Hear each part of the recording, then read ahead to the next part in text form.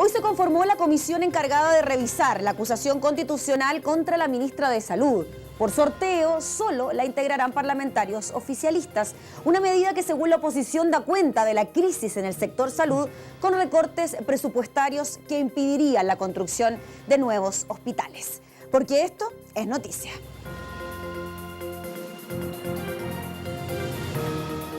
Nos acompaña el presidente del Colegio Médico, el doctor Enrique París. Doctor, muchas gracias por acompañarnos en Esto es Noticia. No, gracias a usted por invitarme, Gabriela. Doctor, primero, ¿qué le pareció esta presentación de acusación constitucional? Sabemos que hay todo un proceso de por medio, se analiza en la comisión, se vota en la Cámara de Diputados, el Senado actúa como juez, pero en sí, la decisión por parte de la oposición. Yo creo que indudablemente hay una crisis grave en salud, a pesar de que algunos no han querido aceptarlo, pero también pienso que la acusación no va a lograr cambiar esa crisis. Respeto la opinión de los parlamentarios porque están en su derecho de formar esta comisión para pedir la renuncia a la ministra. Sin embargo, creo que no es el camino, digamos, que nos va a llevar a solucionar los problemas graves que tiene la salud pública en Chile. Yo preferiría que mejor trabajáramos todos en conjunto y buscáramos soluciones en conjunto, gobierno y oposición, a lo mejor también los gremios, escuelas de medicina, en fin, para velar por la salud de las personas. Estamos hablando de una gestión de la ministra que se ha extendido por 11 meses. En estos 11 meses, entonces, no se concentraría solamente la crisis en salud, esto también vendría de administraciones anteriores también. Yo pienso que obviamente no es un problema de los últimos meses, es un problema que arrastra también el Ministerio de Salud hace mucho tiempo. La ministra anterior cometió errores graves, por ejemplo, al suspender justamente la concesión de los hospitales, la construcción por concesión.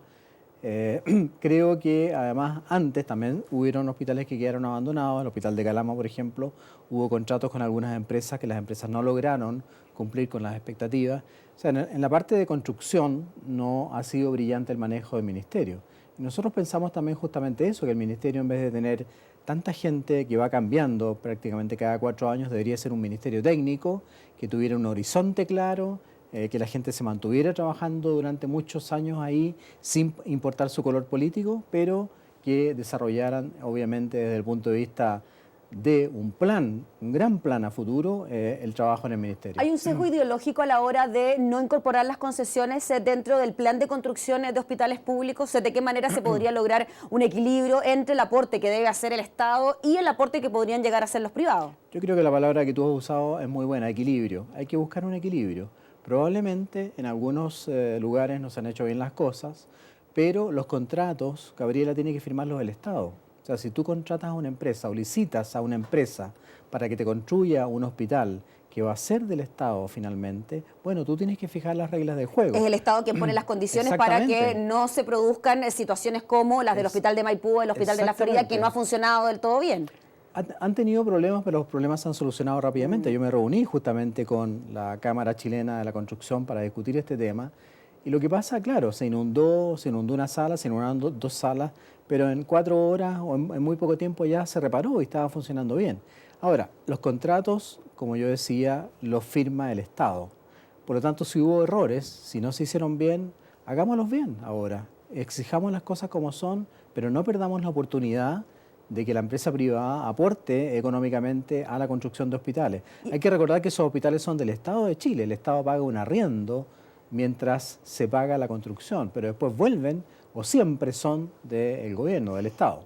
¿En qué pie queda la ministra Carmen Castillo en relación a esto mismo? Ella de alguna manera se ha manifestado en contra del proceso de concesión a la hora de construir hospitales, distinta es la opinión, por ejemplo, del ministro Burgos, que ha dado un pie para pensar en que algo de eso pudiese ocurrir.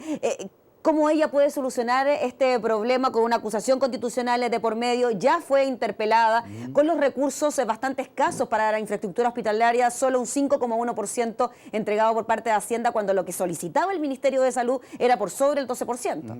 Bueno, yo la veo bastante complicada. Ella es una excelente persona, una excelente mujer, tremendamente trabajadora, muy, digamos, allegada a la salud pública.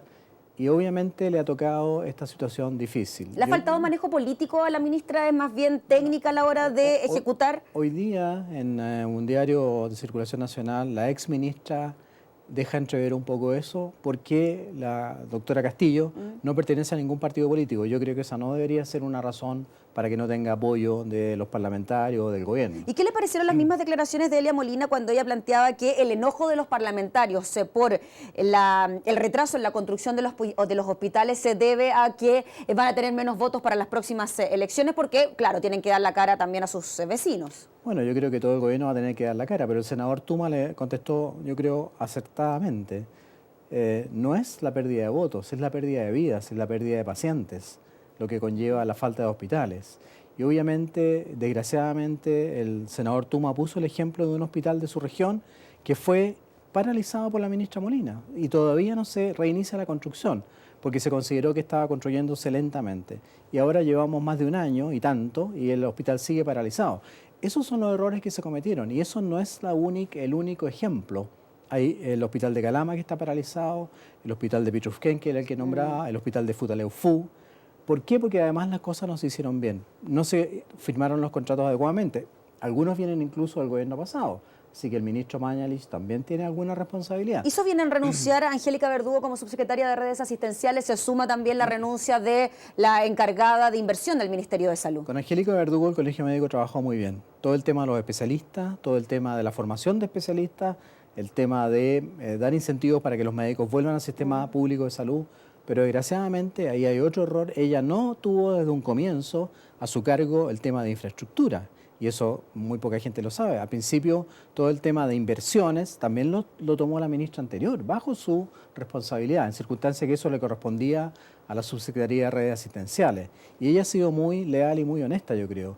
Desgraciadamente, claro, recibió también con retraso y con problemas del gobierno anterior y no hubo una gestión buena, si eso estamos todos de acuerdo. Aquí ha habido una mala gestión. Pasa por una gestión y también por falta de recursos, porque en definitiva, sí, no hay plata para construir, según lo que plantea Hacienda. ¿De qué manera entonces se puede seguir avanzando en infraestructura hospitalaria o las platas que hay están mal administradas? Es que había plata suficiente. Acuérdate que se destinaron más de 1.000 millones de dólares por cada año.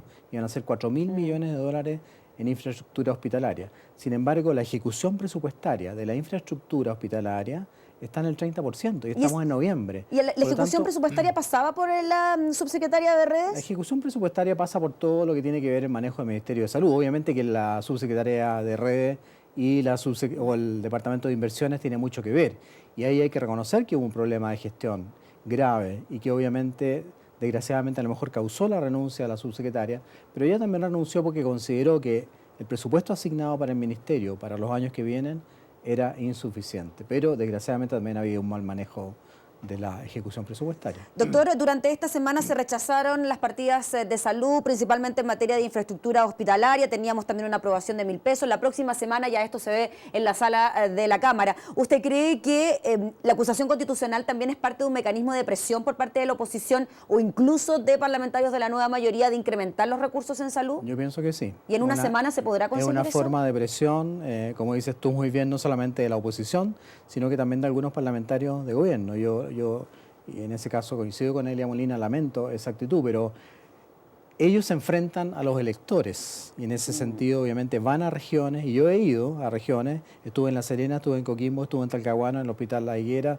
estuve en Chillán y la gente está realmente indignada. Ya se están poniendo banderas blancas, negras, globos negros en rechazo al retraso en la construcción. Por supuesto, y lo que me llama la atención, yo voy al hospital, al auditorio del hospital y no solamente están los médicos ahora, están las enfermeras, están las matronas, están los tecnólogos, las auxiliares e incluso la comunidad, porque estaban los centros de madres, los representantes de la comunidad también están sumándose a esta protesta, entonces obviamente que hay que darle una solución. Doctor, nos queda un minuto, pero la crisis en infraestructura también se traslada a una crisis en los gremios de la salud, vemos como incluso hay conflictos entre gremios ahora.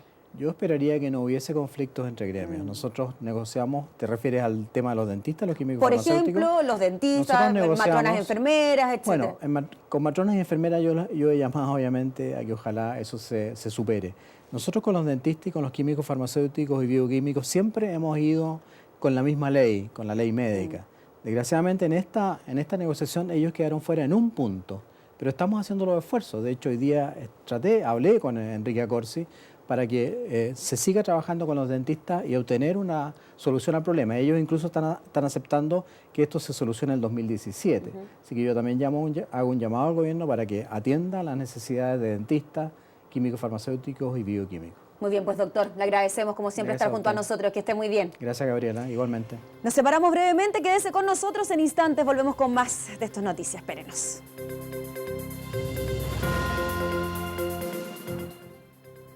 La Comisión Nacional de Investigación Científica y Tecnológica CONICYT está pasando por un momento crítico. A la renuncia de su director, el doctor Francisco Brieva, quien estuvo 6 meses sin recibir sueldo, se suma la escasez de recursos para implementar proyectos de investigación. Los científicos dicen que ya se tocó fondo y hoy decidieron salir a las calles para exigir una clara política pública para el desarrollo de la ciencia. Una crisis que también afecta a las universidades, principales polos de la investigación en Chile. Tomamos contacto con Joel Saavedra, vicerrector de Investigación y Asuntos Avanzados de la Pontificia Universidad Católica de Valparaíso. Vicerrector, muchas gracias por acompañarnos. Muchas gracias a ustedes por el contacto. Gracias. Vicerrector, cuéntenos, según los antecedentes que usted maneja, ¿qué tan importante es la crisis por la que atraviesa la CONICYT y de qué forma influye en el trabajo investigativo de las universidades?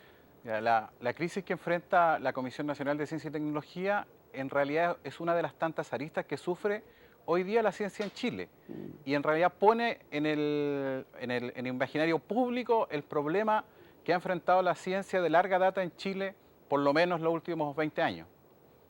¿Usted cree que no se le ha dado la importancia necesaria para el desarrollo de la investigación, de la ciencia, que incluso puede incluir proyectos educativos?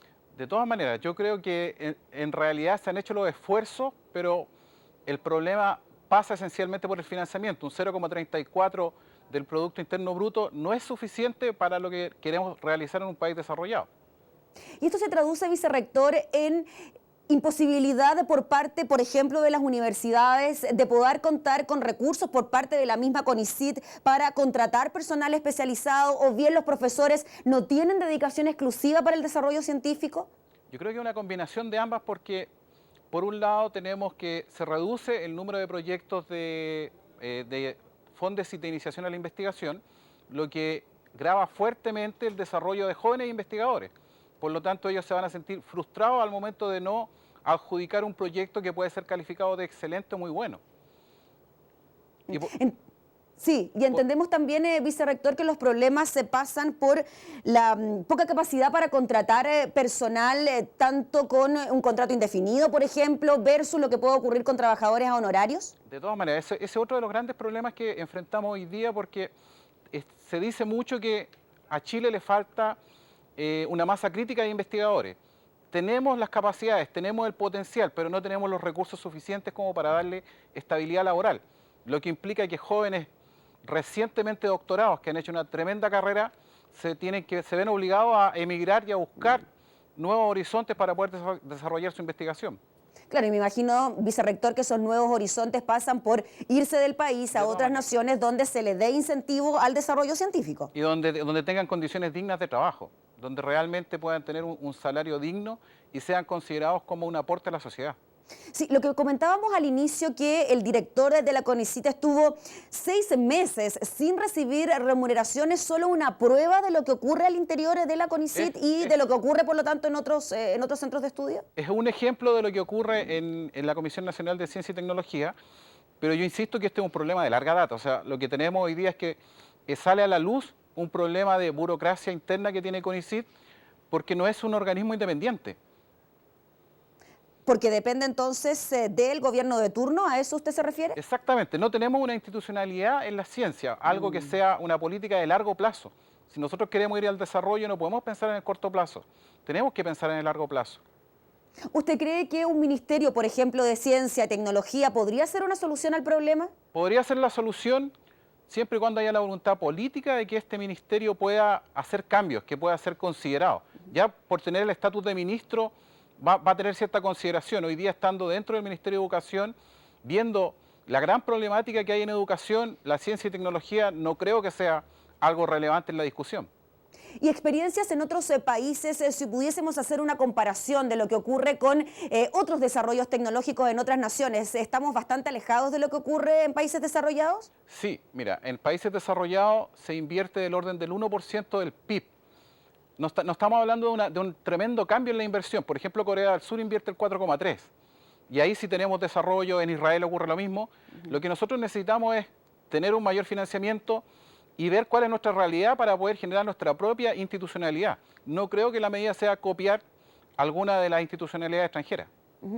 Vicerrector, y en el caso particular de las universidades, para que podamos comprender el proceso de entrega de recursos, ¿es la CONICYT la que también puede auspiciar el desarrollo innovador en las casas de estudio? ¿Por ahí vienen los recursos también? No, nosotros tenemos, en cuanto al programa de CONICYT, hay distintas líneas de financiamiento. Está la línea de los proyectos de investigación, la línea de becas doctorales, atracción de científicos y también la línea de investigación aplicada. Pero si uno hace un estudio del presupuesto y de los números de adjudicaciones, uno se da cuenta que se han ido reduciendo. Perfecto. Y esto es la base de la investigación. Por otro lado, tenemos la fuente de innovación que viene desde Corfo, pero lamentablemente no hay una conexión entre ambas instituciones. ¿Y cuál es la situación por la que atraviesa la Pontificia Universidad Católica de Valparaíso en el campo de la investigación? ¿Qué es lo que está ocurriendo aquí? Mira, nosotros tenemos en los últimos 5 años un gran desarrollo en investigación porque tenemos la capacidad de hacer un recambio generacional, cosa que no creo que ocurra en todas las universidades del Consejo Rector en Chile. Entonces, ahí es donde está el problema. Las universidades no tienen la capacidad de atraer o de contar con estos jóvenes talentos que están llegando y que también están siendo formados en nuestras mismas universidades. Muy bien, pues vicerrector, le queremos agradecer por estar junto a nosotros, por darnos a conocer esta problemática que ya se ha hecho pública, pero por supuesto nos interesaba saber cuál es la postura de la universidad. Muchas gracias por acompañarnos. Gracias, que esté muy bien. Ponga mucha atención, tenemos un consejo para todos ustedes para que tu plan sea mucho más pro.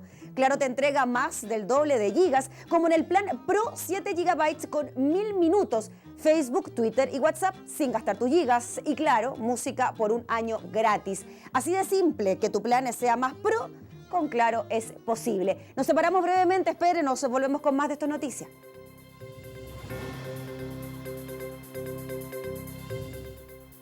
De regreso en estas noticias estamos con Marcelo Chávez, gerente general de la Fundación San Carlos de Maipo, hablando sobre los portonazos y la relación que hay con la delincuencia juvenil. Habíamos dejado un tema pendiente que tiene que ver con que más del 86% de la población penal en Chile no ha completado su escolaridad. Relación directa entonces entre la falta de escolaridad y la delincuencia. Absolutamente, y cuando tú hablas de jóvenes, tú sabes que alrededor de 8 de cada 10 tienen rezago escolar.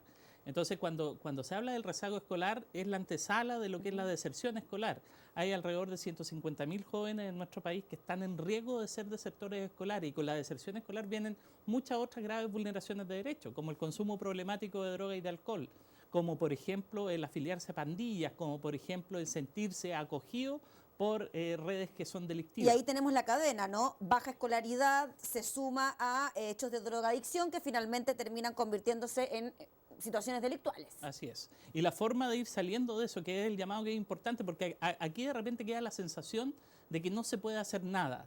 Y eso es falso, y ese es un llamado también a las autoridades para decir, pongámonos las pilas, preocupémonos de los 150.000 desertores escolares, con verdaderos programas que sean preventivos, que den alertas tempranas, que nos preocupemos de escuelas verdaderamente inclusivas. ¿Y lo que puede hacer la autoridad se puede complementar también con la acción que puedan realizar los mismos vecinos? De todas maneras, nosotros implementamos desde hace ya un par de años, junto con la Universidad de Washington, la Fundación San Carlos de Maipo ha estado trabajando con los vecinos en distintas comunidades para implementar un modelo que se llama comunidades que se cuidan, donde los vecinos se preocupan del desarrollo positivo de la infancia, disminuyendo factores de riesgo y aumentando factores de protección, haciéndose parte de la responsabilidad y la corresponsabilidad que tenemos todos los papás respecto de nuestro hijo. Y eso a la larga también se convierte en un círculo virtuoso, ¿no? Porque a la hora que me pongo a proteger a mis vecinos, al mismo tiempo puedo proteger mi familia y mis niños para que el ambiente en el cual se desarrollan sea mejor, sea más óptimo. De todas maneras, pero esta mirada, cuando nosotros estamos viendo el portonazo, es una mirada que tiene que ser compleja,